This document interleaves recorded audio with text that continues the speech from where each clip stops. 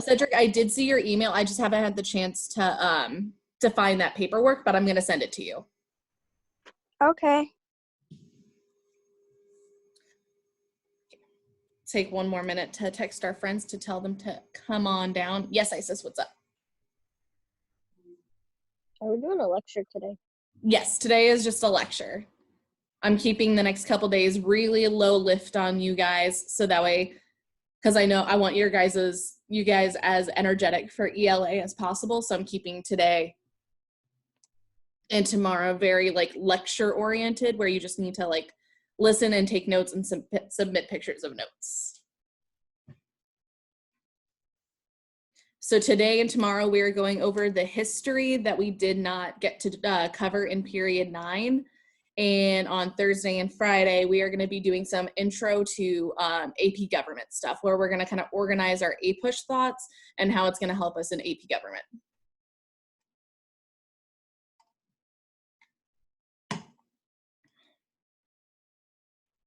Okay. You guys can keep texting your friends. I'm missing Eddie, Dwayne, Kezia. Let's see. Erica.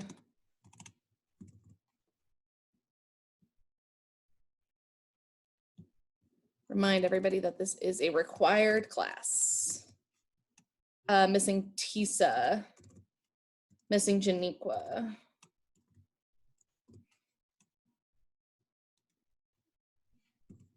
Missing Aaron, Dwayne, Montana. Sergio, Lauren.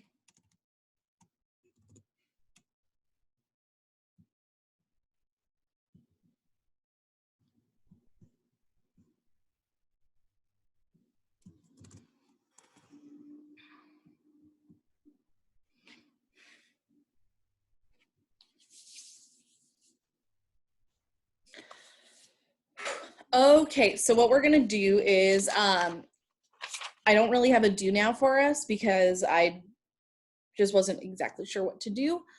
So instead of a regular do now in, okay, wait a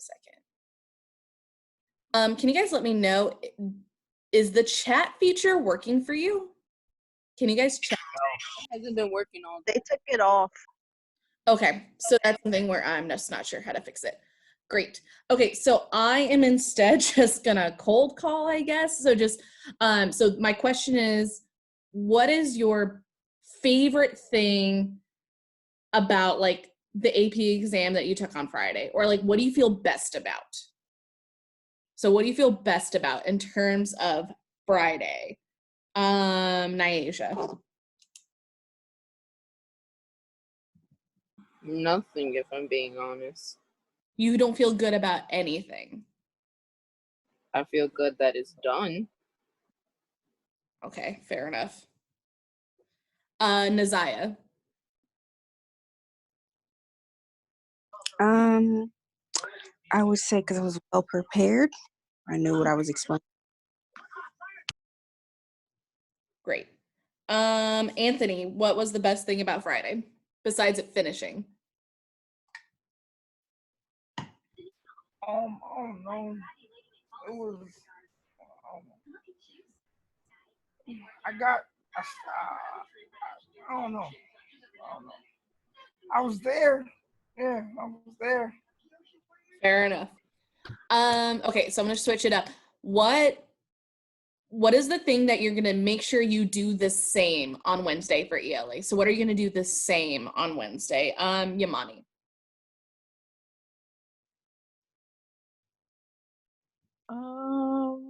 I think it was my timing. I had good timing on the test. Awesome. Madison.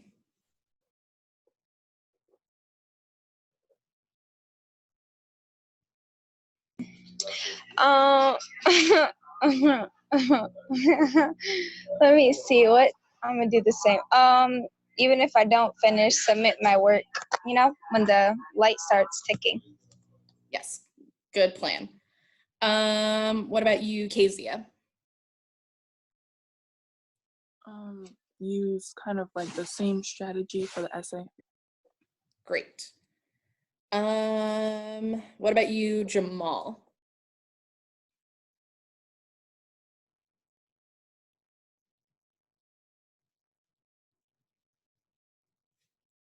Crap, and we don't have chat. I know you've been having issues. Never mind, Jamal. I know we've been having issues with you needing to use chat, and since we don't have it, ooh. What about you, Ziara? What are you going to do the same on Wednesday?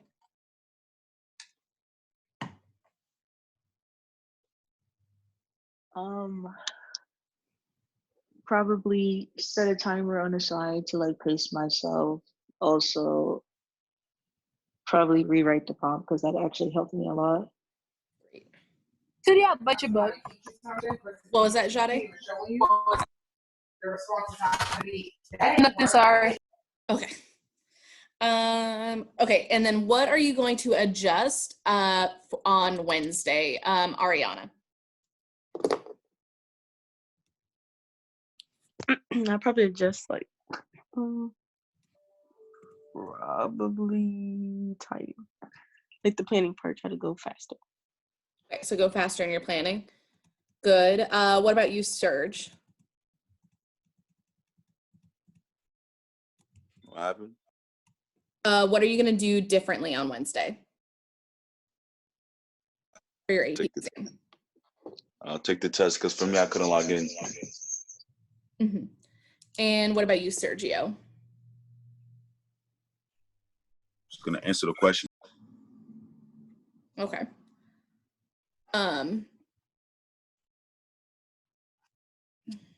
Okay, sorry, just 1 second.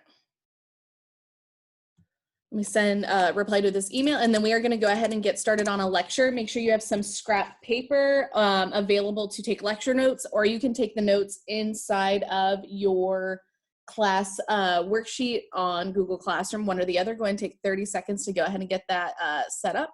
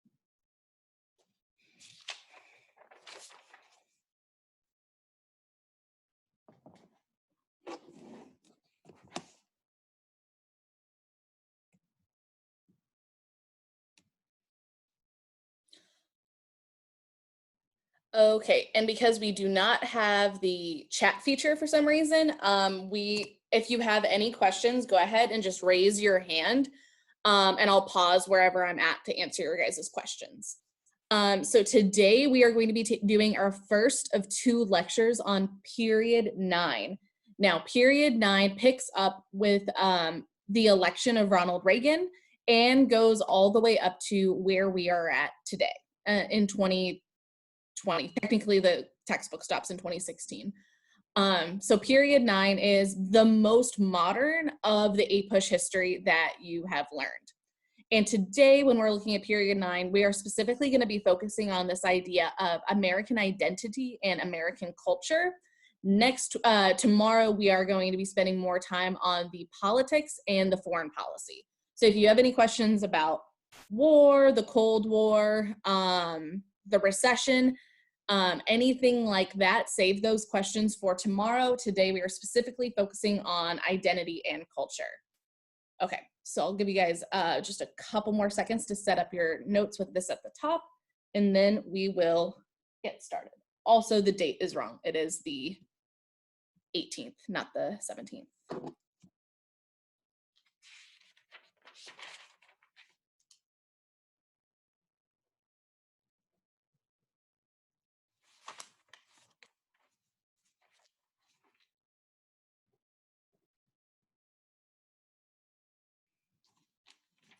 Okay, so let's go ahead and get started on the lecture. Be sure you are taking notes. The notes are going to be 50% of today's classwork grade. So you'll be expected to turn them in. And again, they will be worth 50% of the grade. So the highest you can get without the notes is a 50%. So make sure you're taking them. Okay.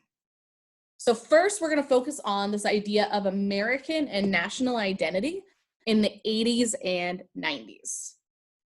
So as we think back to Richard Nixon, we should remember Richard Nixon's Southern strategy. And what this is the Republican appeal to Southern Democrats.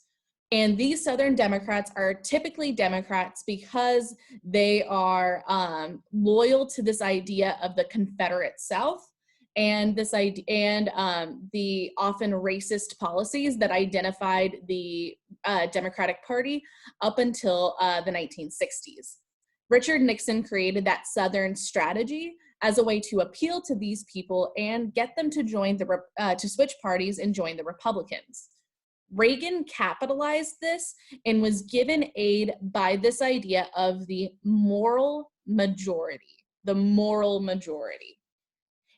And what this means is that the Republican Party became Christianized and now demanded several quote unquote like religious or Christian policies be added to their political party. This is when they demand the end of abortion. So this is when Republicans become pro-life. They also demand the ability for voluntary prayer in schools. And they also wanted to enact a mandatory death penalty for certain crimes. So these are several quote unquote moral issues that began to become identified with the Republican Party. Before this, people were either pro-life or pro-choice. It isn't until the 80s where we start seeing pro-life become a part of the Republican Party platform and pro-choice becoming a part of the Democratic platform. The Republican Party also gained appeal because they disavowed the ERA, the Equal Rights Amendment. Which was an amendment that fought for the equality of men and women. Republicans in this era also began to fight against the integration of schools. This kind of moralizing or Christianizing of the Republican Party continued into the 1990s. In the 90s, Republicans began to create a fear of something called multiculturalism. Multiculturalism is a term that is used to define the social diversity of the country as a new wave of immigrants entered the United States. Now, as we've talked about in the past, you have the old immigrants coming from Western Europe with new immigrants coming from Southeastern Europe and Asia. This newest wave of immigrants mostly was coming from Latin American countries. This is also when we see a shift of American immigration policies. Before this, Americans like to think of the country as a large melting pot, where a bunch of different cultures came in and threw in their different types of gold or whatever, and it all would melt together, and everybody would embrace little bits about each other's culture. So it was a time. The country is a unique combination of several cultures. This is the idea of the melting pot. However, in the 90s, we see this shift, this understanding of multiculturalism shift from a melting pot to something kind of like a salad bowl. Let's say the lettuce is just the country itself. You would have tomatoes be the Western European cultures, the cucumbers be the Latin American cultures, and the peppers as the Asian cultures, and so on, where we would see all of these different cultures put together, but they didn't mix. They just were next to each other. They didn't actually like feed off of each other. Obviously, neither of these two terms are directly accurate, but they do show a shifting change of what being an American is. Give you guys any questions on this slide? Can you redefine multiculturalism? Multiculturalism is the term used to define social diversity in the United States. So this is a fancy way of discussing the social diversity of the United States as another wave of immigrants came into the country.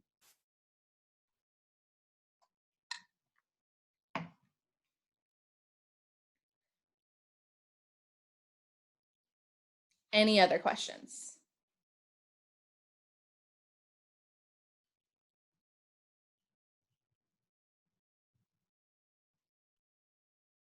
Great. Okay, this shifts us to American and national identity in the 2000s to 2010. So during the 2000s, one of the most significant things to ever happen to the United States occurs with 9/11 and the bombing of the World Trade Center and the attack on American soil. And George W. Bush is the president at the time, and he responds to these terrorist attacks on 9/11 with the term the war on terror. And what this idea embodies, and this term takes on a lot of significance for those who lived through it and those who are obviously coming after. What the war on terror does is it moralizes the attack. It very much creates this idea that the United States is the victim of the attack and the terrorists are the aggressors. And obviously, like, that is true. The terrorists that did do this attacked American soil, but it ignores all of the negative things that the United States had been dealing with in the Middle East up to that point. So what the war on terror does is it increases this idea of patriotism and really pushes this narrative that the United States are the victim and the good guys, and we're going to go beat the bad guys. So it takes on a sense of something like World War II, where you are creating a clear hero and a clear villain. Another thing that comes out of the war on terror is the creation of the Patriot Act.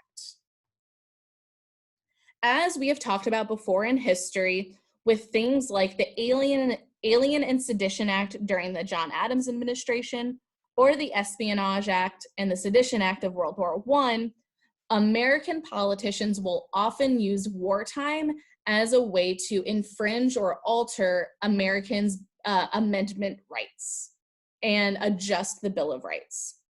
And in the United States during during the attack on 9/11 and the Iraq War, the United States Congress passed the Patriot Act.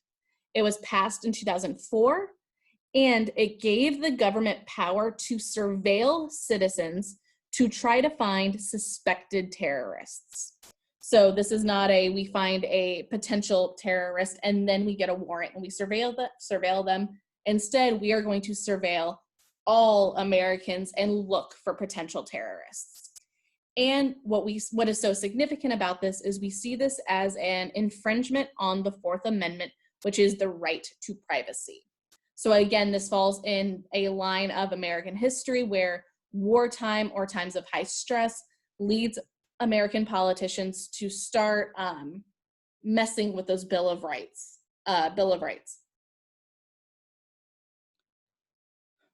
Great. Any questions on this slide?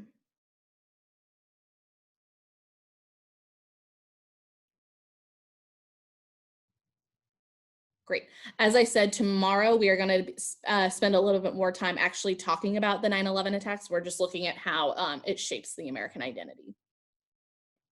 We're now going to go back in time again, and we're going to look at culture and society in the 1980s. So as I discussed earlier, Reagan won his election through his appeal to the quote-unquote moral majority and the fact that Republicans were becoming Christianized and used the Bible and their their Christian beliefs to justify their political policies. So we see a deep connection between religion and political activism at this time. And one of the most infamous moments of Reagan's presidency is his slow response to the HIV and AIDS epidemic of the 1980s and early 90s.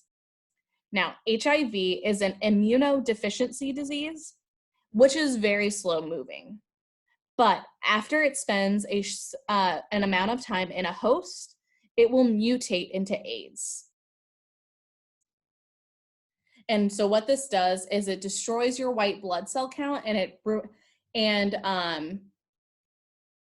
ruins your ability to fight back against a disease. So often people who died of HIV or AIDS, it's not that they were dying of AIDS, it's their lack of an immune system that means that that makes them die of very simple diseases that are our human body is usually really capable of fighting against. But with HIV and AIDS, and the lack of a white blood cell count means that you cannot fight against even the simplest of diseases.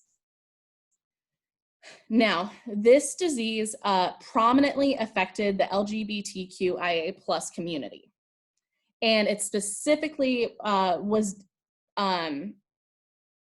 rampant in gay men. However, this disease did not just affect this community. You could get this disease through drug use, specifically if you were taking drugs with the use of needles, or if you were a hemophiliac, you would have a higher chance of getting this disease.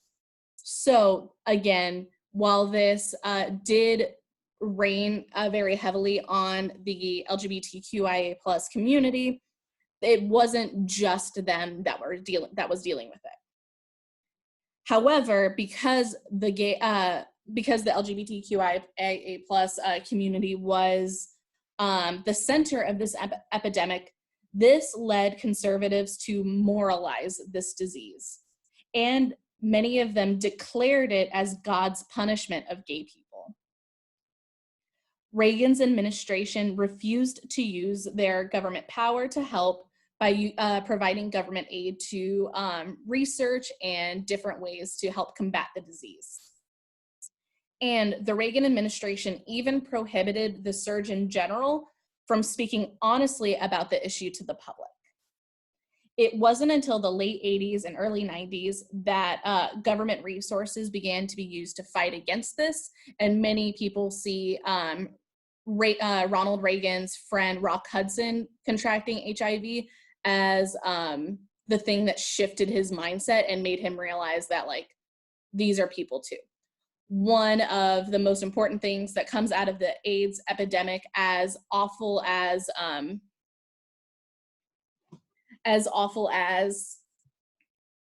the disease is, you also see some of the biggest protests and a large amount of activism from the LGBTQIA+ community and their allies. So you saw a lot of marches on Washington demanding that their humanity be recognized.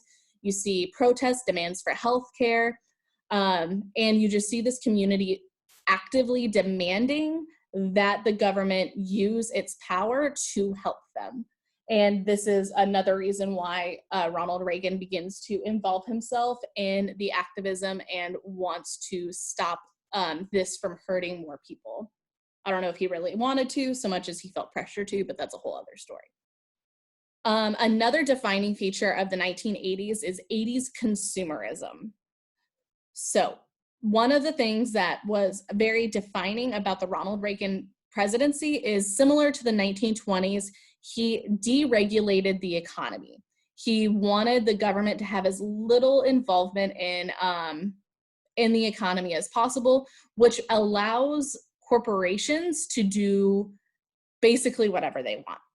And so as the economy, and this does create a very short boom to the economy. The thing with deregulation is it does show short-term benefits. However, long-term, there are going to be issues, and we're going to talk about those issues more again tomorrow. But in the 80s, we see a higher rate of consumerism, similar to the 20s, where we see an increase of credit.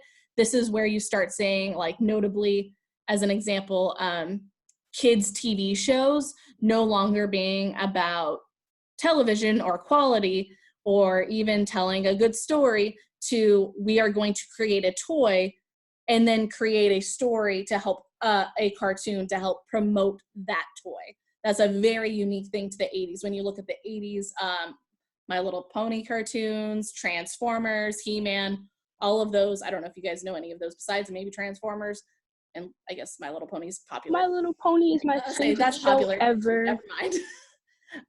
But this is when you start to see the idea that art is going to be created for a profit as opposed to create any type of emotional or whatever reaction. So as I said, this creates a very short-term benefit, but it will lead to a large recession in the 2000s, which we will talk about more tomorrow. Any questions on this slide?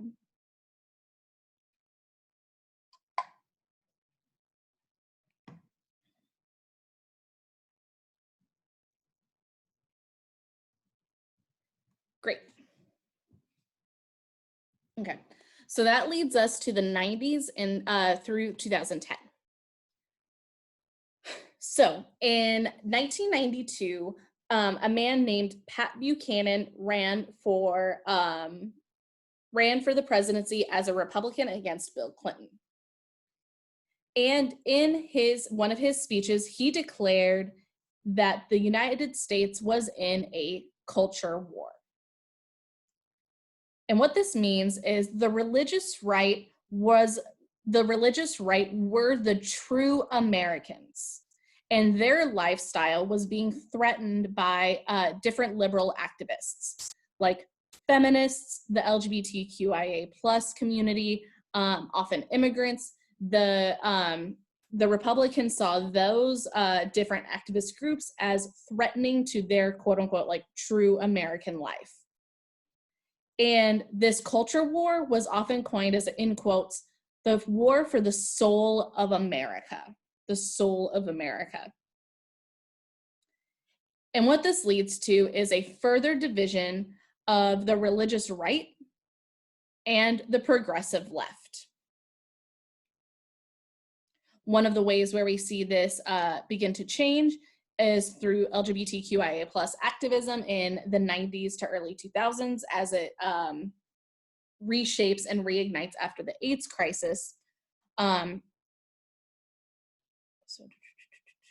Sorry, I just lost my place. Okay. So in 1998, Congress passed the Defense of Marriage Act. And this allows states to refuse the recognition of gay marriage. So let's say you were in a state, Massachusetts is the first state to legalize gay marriage. Let's say you live in Massachusetts. If you're a gay couple, you live in Massachusetts, you get married, it's legal. If you move to another state, that state has the right to refuse to recognize your marriage. That is what the Defense of Marriage Act argues. However, over the early 2000s, several states legalized gay marriage. And in 2015, in I always say this name wrong, Oberger-Fell versus Hodges, that Supreme Court case declared that same-sex marriage was protected under the Constitution. So in 1998, Congress declares that states are allowed to refuse the recognition of gay marriage, and in less than 20 years, they are saying the Supreme Court is saying nope, same-sex marriage is protected under the Constitution. So we see a huge that is a huge shift in just 20 years. Any questions on this slide? What was the name of the amendment? I mean, the Supreme Court ruling. Okay, I'm gonna spell it for you. OBERGE FELL versus Hodges, HODGES. And it was in 2015.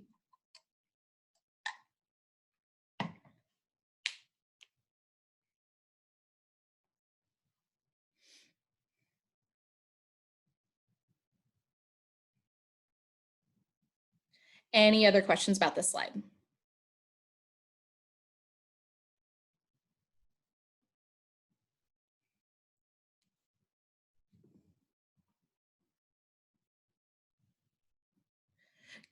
Great. That is the end of the lecture. We're going to do a very short discourse because we do not have access to the chat feature. I am going to take volunteers.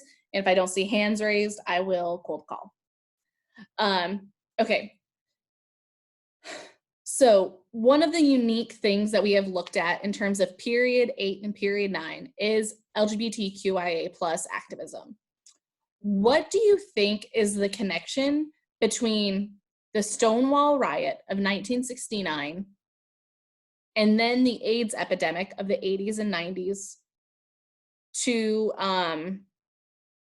the new wave of LGBT activism and their push for equal representation and their push for equal rights? So I'll say that again. What is especially the connection between the HIV or AIDS epidemic and its connection to the new activism we see of that community in the 90s to now? I will take hands.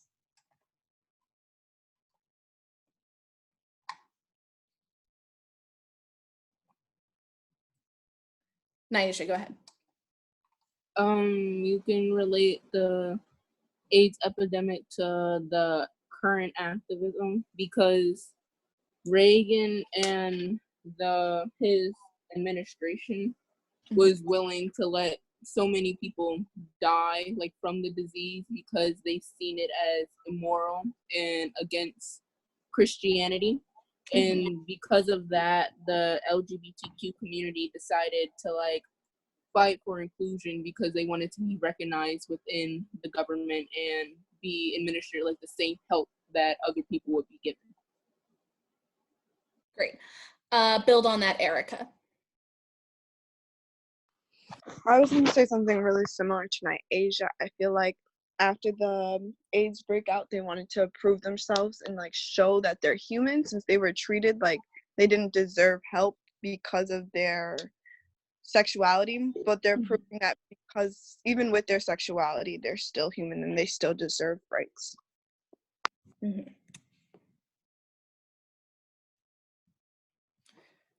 Great. Now this is going to be kind of a loaded question, but it's because a lot of historians and modern commentators are making these connections. What similarities and what differences do you see between the HIV and AIDS epidemic to the coronavirus pandemic that we are living through now? What would you say are the similarities and what would you say are the differences? Ariana. Well, a similarity might be because people feel like it came from a certain group, they start targeting that group, or like discriminating against a specific group because they believe that's kind of how things started. And for a difference, I don't feel like the whole AIDS thing, it doesn't really affect. I mean, it kind of does, but like it's not like Corona, like where like everybody's life is like shifted in like how they had to live. Like AIDS is kind of not really like that. Only like to like the affected group, I guess. So yeah. Build on that, Erica. A difference could be that although a group was targeted, I don't really see China or any like Asian cultures trying to stand up and like say something against it, saying it's not our fault, we're just like everybody else. Instead, they're kind of being quiet about it. I want to push this idea that Ariana just mentioned. What kind of differences do you have when you have something like the coronavirus that in general could affect anybody? Like it doesn't matter what your race, gender, sexual orientation is, you can get the coronavirus, versus HIV or AIDS, where yes, in theory, anybody can get it, but it overwhelmingly affects one group. What would you say? Like, I just want to build on that idea. Naisha. Since the HIV and AIDS epidemic, pandemic, whatever, it was concentrated in one group. Other people didn't really fear that they would contract it, so they just went about like everything like day to day, and they like marginalized and cast aside the other group. But since the coronavirus can be like, it's like heavily in like all areas, people are more fearful now with like how they're like purchasing like in bunches and stuff like that, because they're so focused on like their lives and protecting themselves. Go ahead and build on that, Jade. I said because HIV and AIDS and stuff can be controlled, it wasn't the main focus to many, but because coronavirus was such a widespread thing for anybody, it was more, what's the word I'm looking for? I guess emphasized to the world. It was more of a concern than it was to everybody else. So they tried to prevent that instead of HIV and AIDS, because it was something that could be already prevented and it was smaller to a certain amount of people. And Erica. Additionally, to what Jade said, it was harder for people to get united behind stopping AIDS because they thought it was just God condemning a specific group. So it was easier to say, I'm safe, let's not protect them. But for coronavirus, it was a lot of people getting behind stopping the coronavirus because it can affect everyone and anyone. So that just goes to show, like, when a specific group is harmed, people care less and break apart rather than unite. But when a lot of people are affected, it's easier to unite behind the cause. Mm-hmm. Yeah, I like that Erica is pointing out that, like, if it's a marginal, especially if it's in a marginalized group, it's easier to just be like, I'm not going to look at it. Like, this isn't my problem. And because I can, like, bury it, and all I have to do is not turn on the news and watch the protests to be able to ignore it. Because a lot of people that were pushing for this epidemic to be ignored were a majority of the population, because most of the places where AIDS or HIV was going rampant were in cities. So similar to the coronavirus, where LA, San Francisco, and New York City are being specifically, like, really suffering from coronavirus, it's similar to AIDS. So what do you think is the connection between a city being the center of an epidemic versus like, how do you think that affects people's perception if it's a city that's the center of it?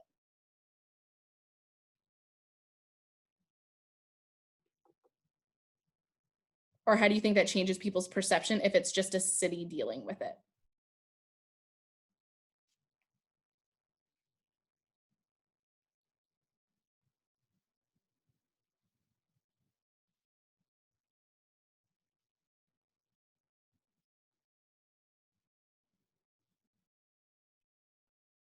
Let me rephrase. How does can't think of a better word. How is the discourse or the activism about AIDS and HIV different than the discourse or activism around coronavirus? So, like, how are they similar or different? The way that people talk about them and the way that people are, like, fighting against it.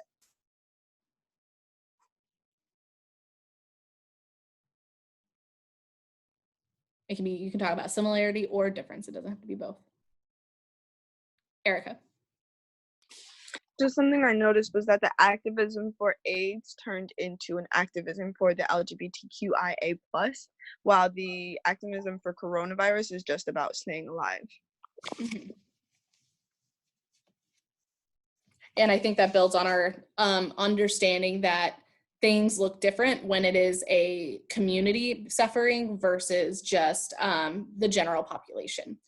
And the reason why I make this parallel is, one, we are living in a pandemic, which is you guys have heard, it's unprecedented times. We have been talking, that term has been used over and over. But the reason why I wanted to make that parallel is I just thought it was really interesting.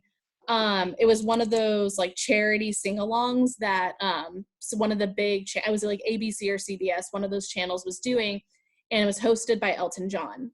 And Elton John, a popular singer of that community, made that parallel directly.